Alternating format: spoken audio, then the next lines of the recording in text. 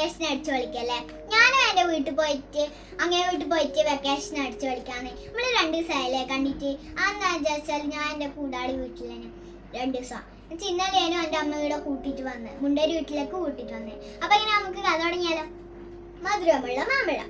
ഒരിക്കൽ ഒരിടത്ത് ഒരു കൃഷിക്കാരന് തന്റെ തോട്ടം നിറയെ മാമ്പഴമുണ്ടായി. തനിക്ക് കിട്ടിയ അനുഗ്രഹം മറ്റാളുകളുമായി പങ്കിടണമെന്ന് ആ നല്ല മനുഷ്യൻ തീരുമാനിച്ചു.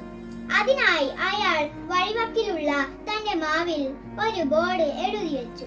ആവശ്യക്കാർക്ക് ഈ മാവിൽ നിന്ന് മാമ്പഴം പറിച്ചു തിന്നാം എന്നായിരുന്നു എഴുതി വെച്ചത്.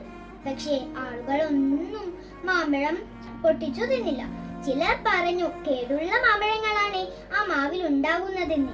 പുളിയുള്ള മാമ്പഴങ്ങളാണ് ആ മാവിലുള്ളതെന്നും മറ്റു ചിലർ പറഞ്ഞു.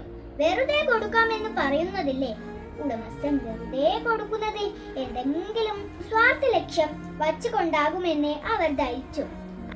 അതിനാൽ മാമ്പഴം ആർക്കും വേണ്ട. അത് കണ്ടപ്പോൾ കൃഷിക്കാരൻ ബോർഡ് മാറ്റി എഴുതി, നല്ല മാമ്പഴം ഒന്നിന് 2 രൂപ എന്ന് പുതിയൊരു ബോർഡ് എഴുതി വെച്ചു. അത് കണ്ടപ്പോൾ ധാരാളം ആളുകൾ വന്ന് വില കൊടുത്ത് ആ മാവിലെ മാമ്പഴം കൊണ്ടുപോയി.